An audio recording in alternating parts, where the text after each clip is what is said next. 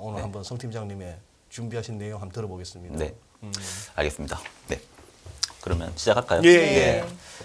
제가 오늘 제목은 연착륙과 경착륙의 교차라는 제목을 잡았고 제가 올해 좀 제시하고자 하는 키워드는 갑작스러운 변화에 대비하는 포트폴리오가 필요하다. 이게 시장이 너무나 빠르게 변하기 때문에 그것을 미리 대비하지 않으면 올해는 좀 큰 폭의 손실이 날 수도 있다. 네, 하지만 또 너무 공포감에 다 있으면 남들은 다 돈을 벌고 있을 때 본인은 하나도 못 벌 수가 있다기 때문에 좀 대비하는 포트폴리오가 필요하다는 걸로 제가 오늘 좀 말씀을 드리려고 합니다. 일단 첫 번째인데요. 1월달 주식시장에 대한 상승 이유입니다. 제가 지난번 1월달에 나와서도 기업들의 컨센이 이제 기업들의 실적이 발표가 되는데 작년 4분기 때 미리 컨센서스를 애널리스트들이 너무 많이 빼놨다. 그래서 그 컨센보다 실적이 좀 전분기보다 안 나오더라도 컨센보다 잘 나오면 시장에 좀 호재가 될 수 있다. 그리고 연준의 좀 위원들이 좀 비둘기적인 인사들도 많이 임명이 됐고 좀 물가 같은 경우에도 좀 이제 기저 효과로 작년 상반기 때 너무 올랐던 물가가 올해 상반기에는 좀 기저 효과가 발생할 수 있기 때문에 좀 상승을 할 수 있다고 말씀드렸습니다. 그거가 이제 지금 좀 두 가지 그래프로 좀 말씀을 드리려고 하는데요. 왼쪽 그래프가 1차 오일 쇼크 시기 때 그래프입니다. 이 빨간색이 S&P 500의 흐름이고요. 그리고 잘 보이실지 모르겠는데 보라색이 미국의 CPI입니다. CPI가 올라갈 때는 주식시장이 어김없이 빠집니다. 그런데 CPI가 이제 하락을 하면서부터 주식시장이 이거를 호재로 받아들이면서 장이 상승하기 시작합니다. 지금 올해 같은 경우에도 작년 초부터 이제 시장이 빠지기 시작했는데 물가가 급속도로 올랐잖아요. 그런데 이제 지금 올해 상반기를 놓고 보면 지금 물가가 빠지고 있고 그것을 지금 시장에서는 호재로 받아들이고 있습니다. 그래서 지금 상승이 지금부터가 진짜 반등이다라고 말하는 사람들이 작년 말 대비해서는 매우 많이 늘어났어요. 그래서 제가 오늘 이게 진짜 반등인지에 대해서 좀 말씀을 좀 드리려고 합니다.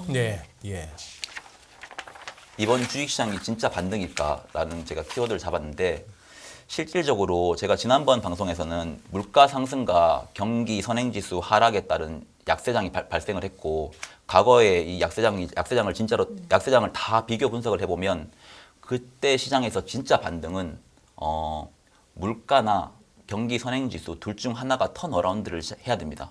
결국은 물가 같은 경우에 물가가 턴어라운드를 한다는 말을 하면 사람들이 좀 헷갈릴 수가 있는데 제가 이 물가의 경우에는 실질적으로 지금 현재 물가가 미국 같은 경우에는 6.5%인데요. 이게 연준이 목표를 하고 있는 물가 수준까지 하락한 이후에 물가가 다시 점진적으로 상승을 해야 이 진짜 반등에 대한 물가가 진짜 반등으로 이제 볼 수가 있고 또는 경기 선행지수가 턴어라운드를 해야지 주식시장에 진짜 그 반등이 일어났었는데요.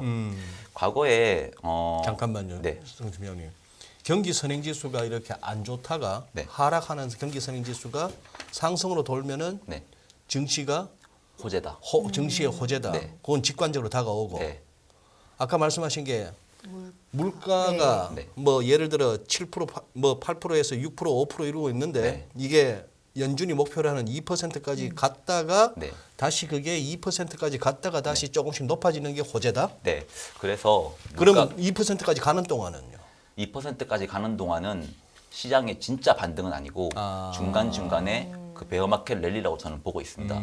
그래서 연준이 생각하고 있는 연착륙에 대한 시나리오는 물가가 2%에서 더 빠지지 않고 2%에서 멈춰서 2에서 3 정도 수준에서 움직이는 수준이 연준이 생각하고 있는 연착륙에 대한 시나리오고요.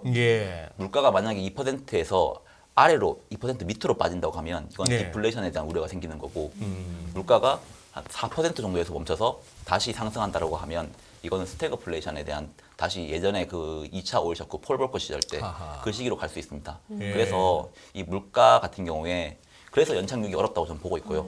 연착륙이 만약에 이번에 성공을 한다고 하면 그거는 2%에서 2%까지 물가가 하락한 이후에 이제 물가가 어느 정도 자리를 잡고 경기 선행지수가 올라간 흐름이지 않을까라고 보고 있습니다.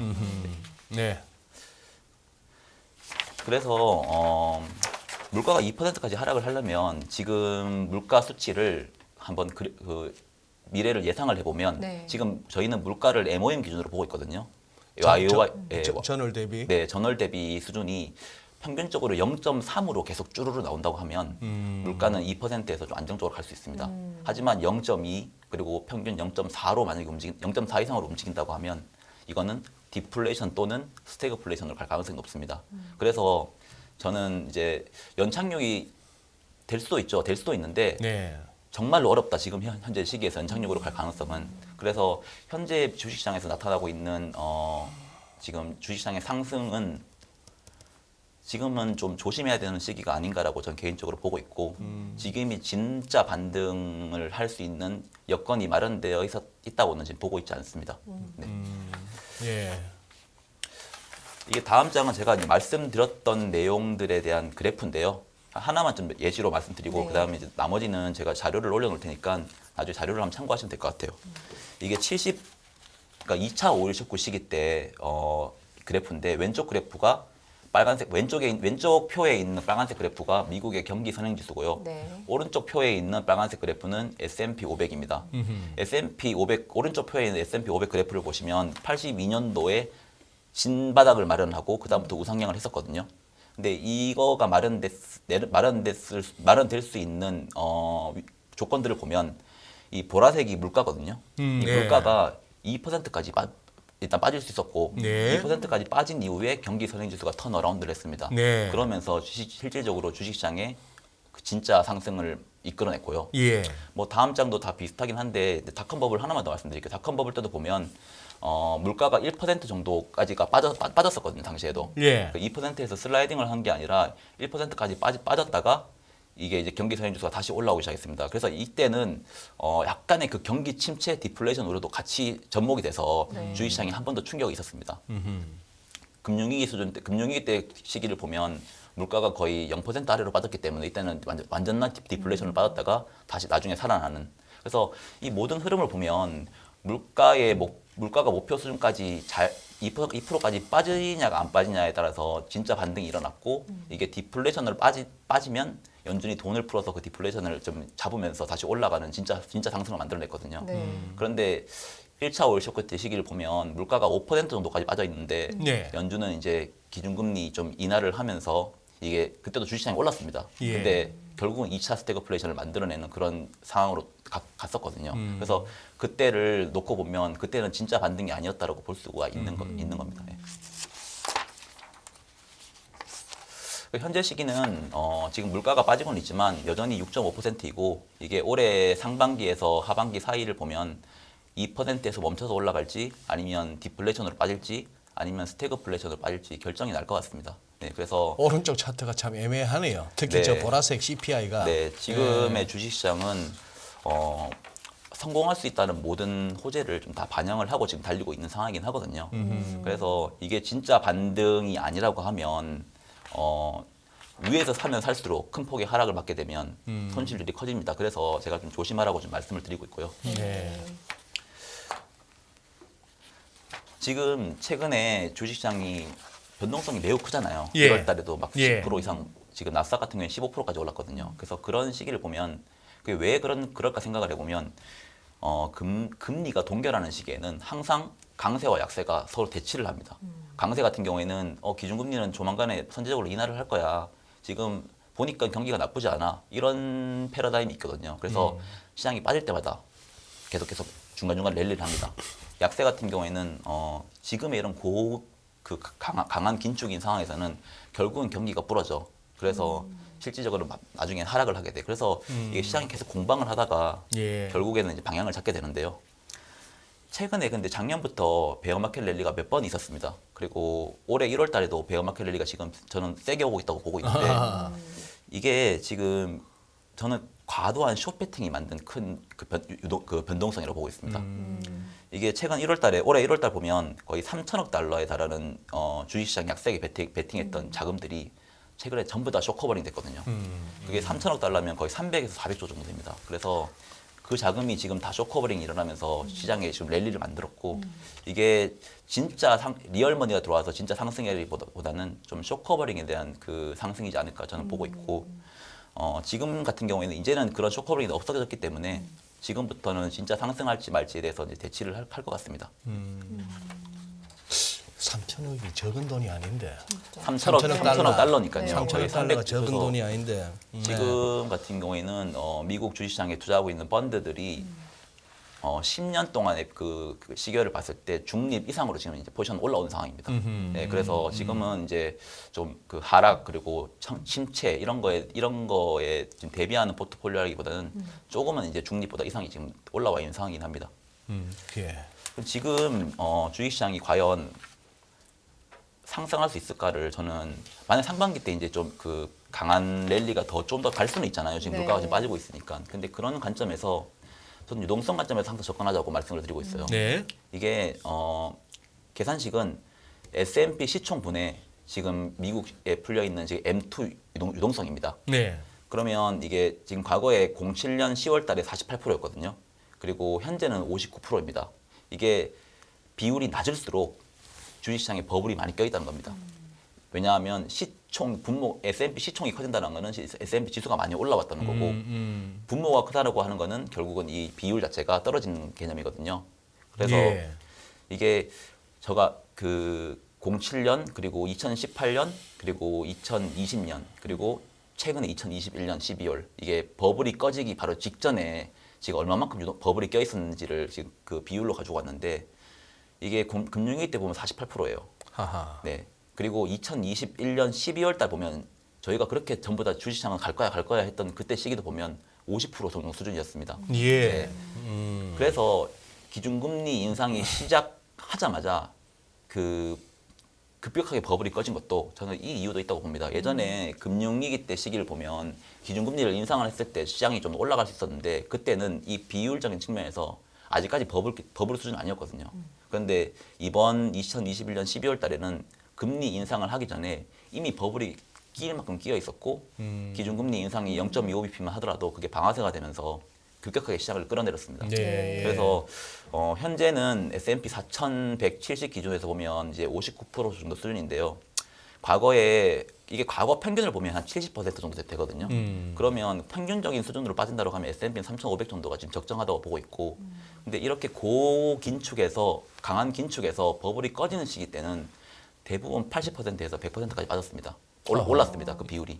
그러면 거의 3,000대에서 3,000대 밑으로도 내려갈 수 있다라고 하는 게 이게 얼마만큼의 유동성이 끼어 있고 그 버블이 꺼질 때 얼마만큼 포지션들이 이게 엮여 있냐에 따라서 이게 내려갈 때 속도는 저는 빨라질 거라고 보고 있고 현재 상황에서 만약에 더 올라간다고 하더라도 지금 4,500을 넘어가면 또 이렇게 버블이 끼거든요. 지금 이렇게 금리 인하도 하지 않고 유동성을 풀고 있지 않는 상황에서 버블이 낀다고 하는 거면 현재 상황에서는 좀 그 고밸류이지 않을까라고 보고 있고 합리적인 의심으로 저는 계속 하고 있거든요. 이게 지금 작년까지는 금리가 얼마만큼 올라가냐 내려가냐로 사람들이 공박을 했다고 하면 저는 올해는 아까 N2도 말씀드렸지만 유동성이 어떻게 되냐에 따라서 유동성의 흐름이 주식시장의 방향을 좀 결정한다라고 보고 있고 예. 아까 전에 M2 그러니까 시총분의 M2를 가지고 지금 주식시장의 버블이 얼마만큼 끼어 있는지를 1차적으로 판단을 하시고 네. 2차적으로는 지금 미국의 넷 리퀴디티가 어떻게 움직이고 있는지를 좀 보라라고 꼭 말씀드리고 싶습니다. 이게 빨간색 그래프가 미국의 넷 리퀴디티거든요. 이게 연준의 그 대차대조표 BS에서 네. TGA라고 해서 재무부가 가지고 있는 현금 잔고 그리고 RRP라고 해서 역레포 계좌가 있습니다. 네. 실질적으로 TGA 계좌랑 RRP 계좌는 시중에 풀리지 않습니다. 그 재무부가 돈을 꽉 잡고 있는 거고요. 그리고 RRP 같은 경우에는 이제 연준이 돈을 꽉 잡고 있는 겁니다. 그래서 이게 풀려야지만 시중으로 풀어가는데 지금 이거에 안 풀리고 있으면 풀려 있는 돈이 아니기 때문에 연준의 대조표에서 이 두 가지 계장을 빼주는 게 미국의 순 유동성이라고 보고 있고요. 이 유동성이 빠지면 S&P 500의 흐름을 지금 제가 가지고 왔는데 2021년 1월 달부터 제가 가지고 왔는데 이게 실질적으로 긴축을 하는 시기에서 유동성 그래프와 S&P 주가의 그래프의 상관관계는 0.9를 넘어갑니다. 예. 그래서 이 지금 흐름을 보시면 2022년 1월 달부터 이 유동성이 지금 빠지고 있잖아요. 예. 중간중간에 조금씩 한 번씩 올라가긴 합니다. 하지만 이 큰 흐름은 빠지는 추세고 최근에 지금 제가 동그라미를 찾았는데 예. 빨간색은 안 오르고 있는데 예. 파란색만 주가만 아하. 급등한 경우가 있었잖아요. 이게, 네. 이게 당시에 다 랠리 구간이었었는데 예. 결국은 다 주가가 내려왔거든요. 이게 유동성이 풀리지 않는 상황에서 주가의 상승은 전 진짜 상승이라고 보기보다는 다시 유동성 수준까지 주가가 빠질 수 있다고 지금 보고 있습니다. 그래서 최근도 지금 보면 유동성은 하락을 하고 있는데 주가는 지금 상승을 하고 있습니다. 그래서 지금 좀 조심을 해야 되는 시기가 아닌가라고 보고 있습니다. 자주는 우리 보니까 이제 두 번째 뵙지만 우리 성 팀장님도 이 약간 DNA에 보면 곰 DNA가 좀 있으시고 곰 DNA가 있으신데 아니에요. 월가도 그렇고 우리 여기도 서울도 그렇고 이 곰들이 뭔가를 이렇게 논리를 펼쳐나가면 네. 너무 논리적이에요. 네. 방금 저 그래프도 섬찟하네요. 네, 네. 저도 이 그래프를 계속 매일매일 모니터링을 하고 있는데 우리 시청자분들도 저거 어떻게 모니터링을 예. 어디서 할 수 있을까요? 이거 프레드에서 찾을 수 있고요. 프레드에서? 예, 저도 하나하나 찾아서 그걸 합산한 거거든요. 예, 네, 그래서 예. 이거는 이제 아마 찾기 쉬우실 거예요. 그래서 이걸 계속 보는 게 필요할 것 같아요. 그리고 제가 대형 전략 오늘 꼭 말씀드리고 싶은 게 네. 다 팔자는 아닙니다.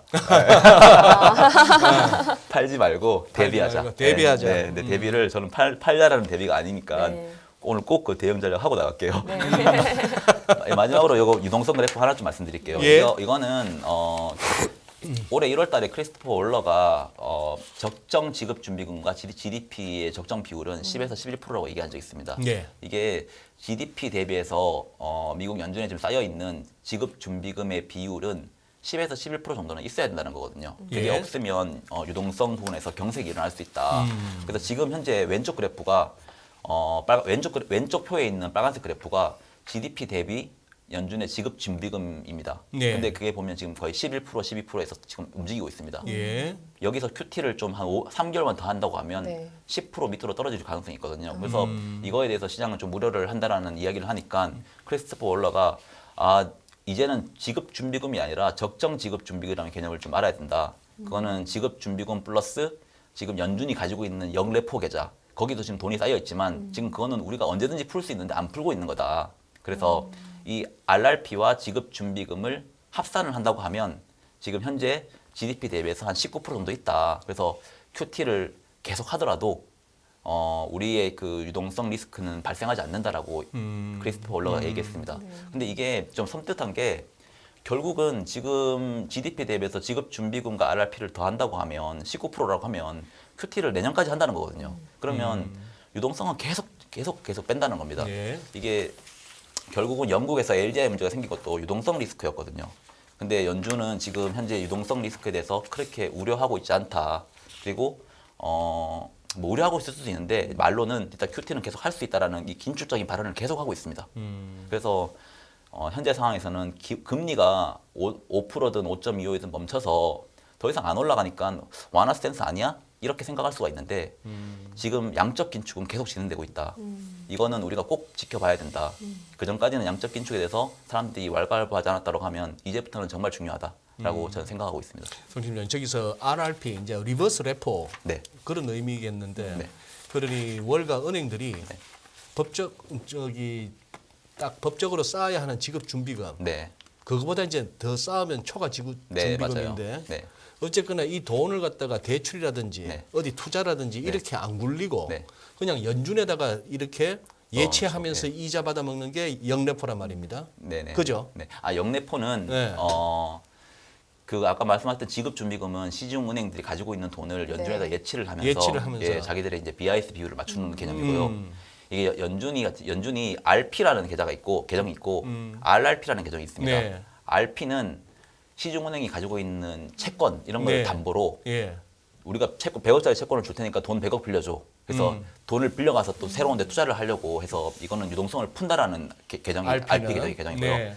RRP라는 계정은 현금을 이게 넣어둘 수 있는 계정입니다. 그래서 이거는 실질적으로 연준에서 긴축을 할 때 RRP 계정의 금리를 올리면서 지금 우리가 그 지급준비금에 초과 지급준비금 넣는 것보다 더 많이 줄게라는 개념으로 해서 이쪽으로 자금을 땡기면 이게 실질적으로 이쪽은 그래서 긴축을 할 때 보통 RRP 계정을 많이 쓰고요. 긴축할 때. 완화를 할 때 RP 계정을 많이 씁니다. 근데 지금 이제 RRP 계정으로 지금 돈이 많이 들어오고 있는 상황이긴 하거든요. 네. 그래서 연준에서 지금 계속 긴축을 하고 있는 상황이다라고 지금 볼 수가 있을 것 같아요. 네.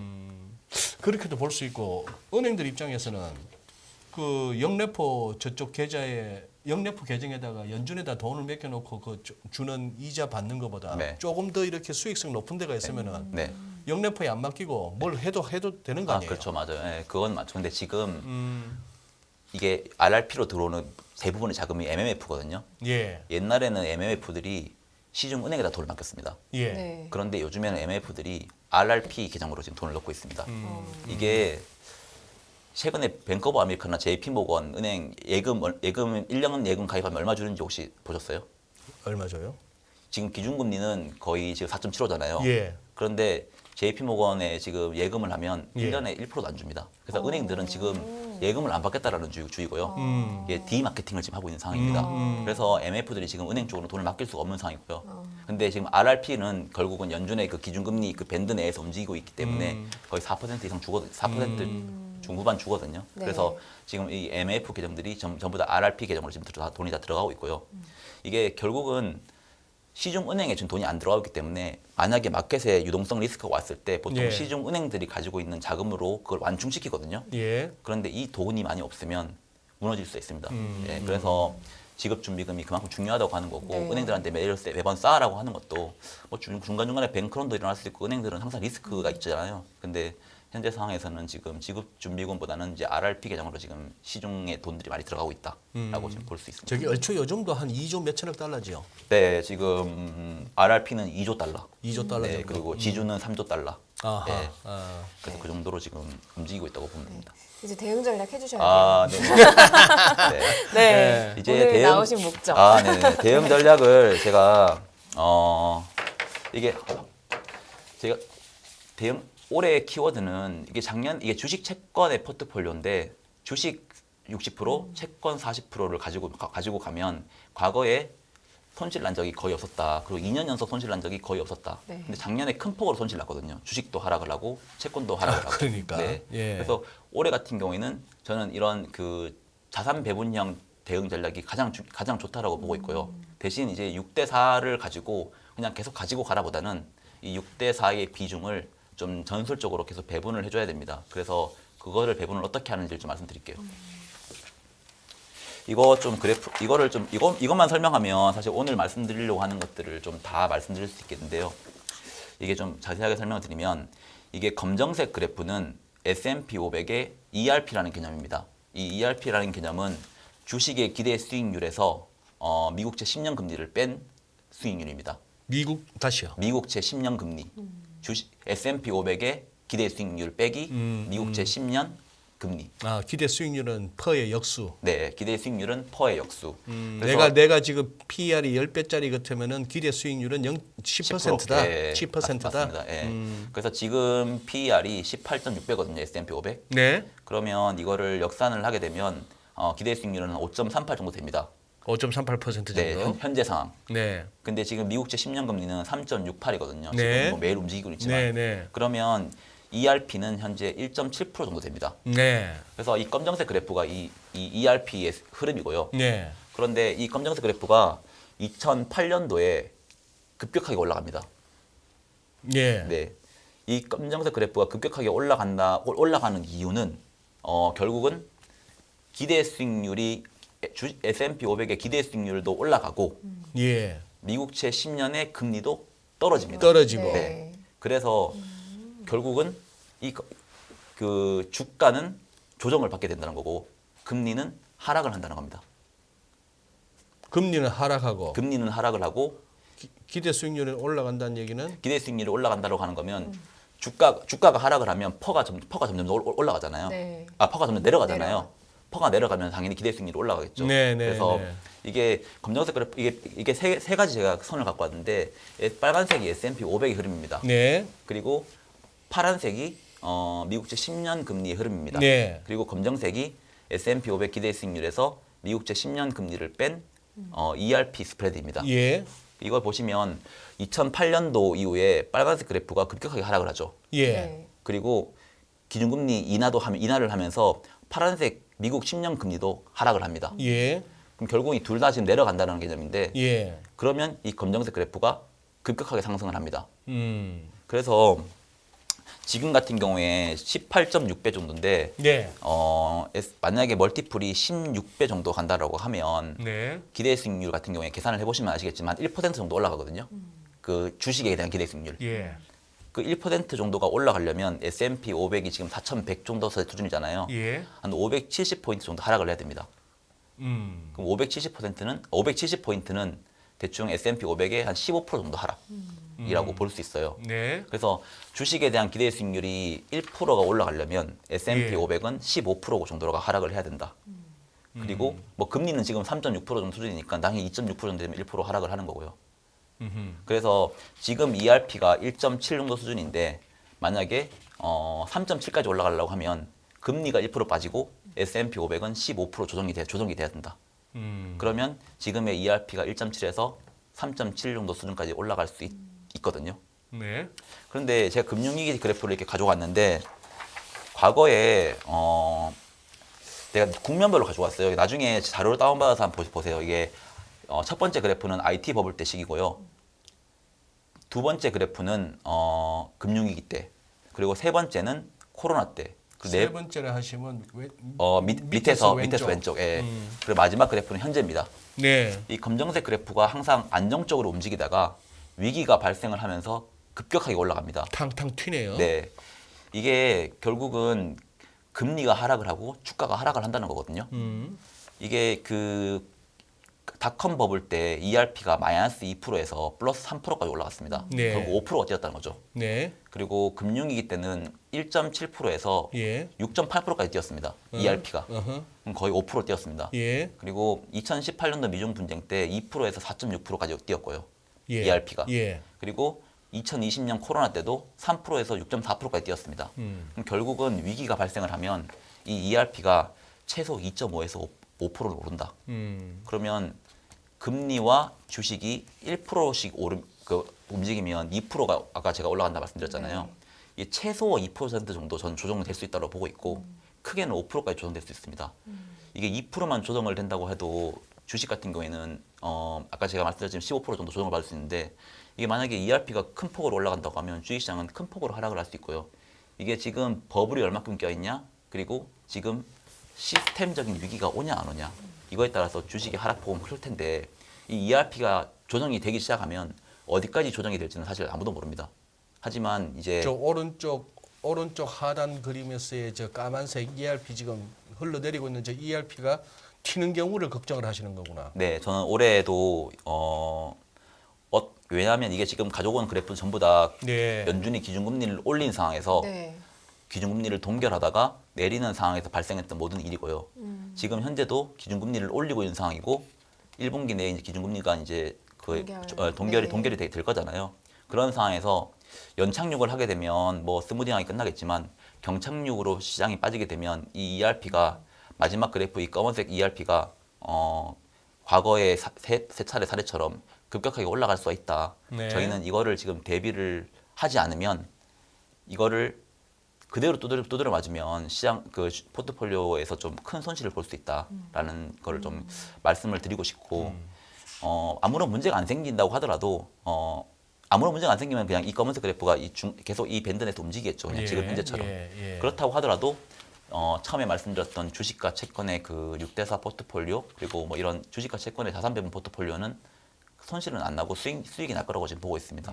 대신 이제 만약에 문제가 생긴다고 하면 이 채권을 얼마를 가지고 있냐에 따라서 채권에서 주식에서 손실 나는 부분들을 채권에서 다 이렇게 메이크업을 해줄 수 있다라고 좀 보고 있고 그렇게 되면 포트폴리오가 좀 안정적으로 갈 것이고 주식시장이 큰 폭으로 하락을 했을 때 이 채권에서 투자했던 자금을 주식으로 리밸런싱을 할 수 있지 않을까라는 게 제가 오늘 좀 말씀을 드리고 싶은 최종적으로 전략이거든요.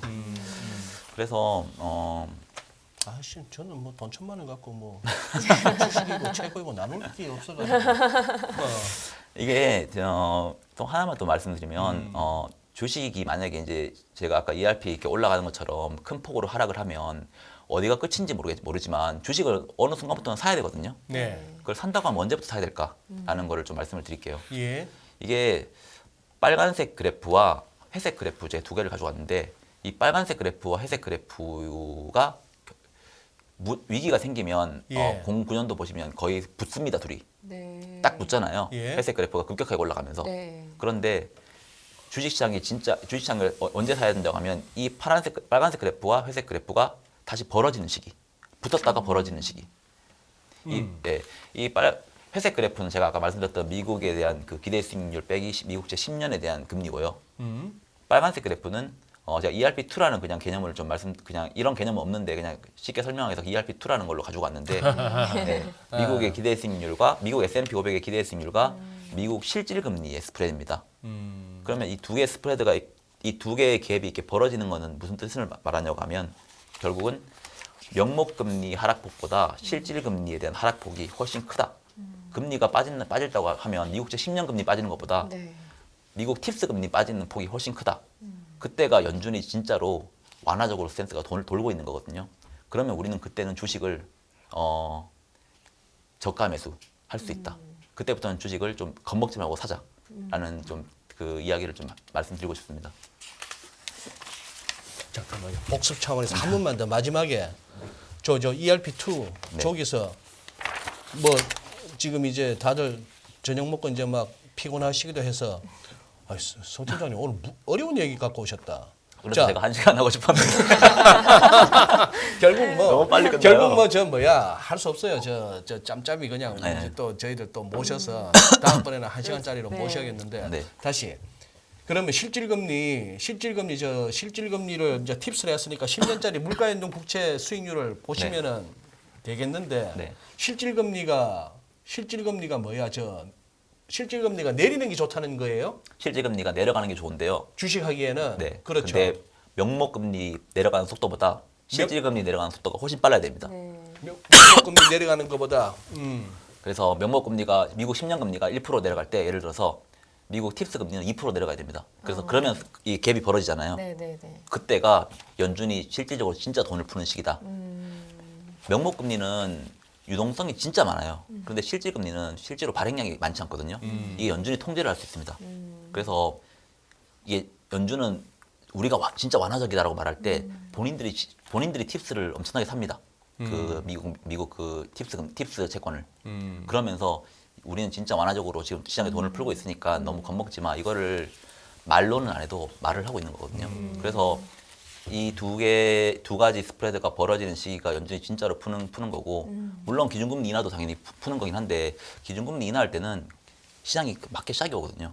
근데 실질적으로 돌아서는 턴어라운드를 보시면 전부 다 이 실질 금리가 훨씬 빠르게 빠지면서 제대로 돈을 푸는 시기입니다. 네. 네, 그래서 이게 돈이 풀려야지 이게 주식시장에 방어도 되고 다 되잖아요. 그래서 이게 유동성이 얼마큼 빨리 풀리냐를 꼭 보셔야 됩니다. 그래서 주식을 성 팀장님 보니까 우리 저기 작가님을 비롯해서 우리 제작진에서는 오늘 너무 욕심을 내 가지고 네, 성 팀장님 1부에 모시고 지금 저 환율 때문에 또 이제 2부에서 CTN의 유행정 부장 모시고 3부에서 톰 제리 만나야 되는데 아니 그러면은 지금 자료실 올라와 있는 이걸 갖다가 우리 시청자분들께서 한번 이렇게 큰 화면에서 한번 공부를 하시면은 네, 다음번에 또 이제 모셔가지고 요 못다한 내용까지 보겠는데 네네네. 딱 30초. 네, 저기 다음 주 화요일 날 네. CPI가 어떻게 나오면은 저기 조심할까요? 그렇게 뭐 주식하는 사람들한테 어지간하면 사는데 네. 어지간하면 사고 어지간하면 진입하는데 네. CPI가 어떤 식으로 나오면은 좀 조심할까요? 저는 일단 CPI가 0.3 MOM 기준으로 0.3 이상으로 나오면 좀 안 좋게 보는 게 맞는 것 같고요. 전월비 0.3% 네, YOY는 빠질 거예요 분명히. 그렇겠죠, 6.5에서 지금. 빠지는데 그 빠지는 폭이 좀 줄어들긴 하겠지만 이게 그때부터는 좀 조심하는 게 좋을 것 같고 만약에 이번에 CPI가 주시장이 안 좋게 나와서 만약에 주식이 밀린다. 그러면 지금 모멘텀으로 움직이고 있는 CTA 펀드들이 대량 매도가 나올 수 있습니다. 그러면 주시장이 한 번 더 밑으로 내릴 수가 있거든요. 그래서 CPI가 컨센보다 좋게 나와서, 그러니까 낮게 나와서 시장이 방어가 되면 여기서 조금 더 랠리는 갈 수가 있어요. 근데 유동성 때문에 이제 좀 조심은 해야 되겠지만, 네. 근데 이번에 만약에 하락을 한다고 하면 그 모멘텀 플레이를 하는 펀드에서 좀 그 매도가 좀 쏟아질 수 있습니다. 그래서 그건 조심을 해야 될 것 같고요. 네. 그래서 CPI가 얼마 나올지는 아무도 모르지만, 알겠습니다. 네. 그 정도 이제 힌트만 주셨어도. 네. 그리고 저의 주문은 네. 다시. 우리 저만큼 이해 못해요. 좀 자료 좀 쉽게 만들어 와주세요 다음번에. 아, 네네. 아, 그래요. 네. 보내드릴까요? 네. 네. 네, 성상현 노란우산 공정부 금융투자부 과장님이셨습니다. 오늘 네. 감사합니다. 아, 네, 고맙습니다. 그래요. 고맙습니다. 네. 전례 없는 금리 인상이죠. 환율 너무 어려워요. 결론만 알려주세요. 당신은 외환 모태솔로입니다. 환율 그동안 너무 어려우셨죠? 이제는 쉽다 말할 수 있을 거예요. 오늘부터 환율과 썸 타시겠습니까?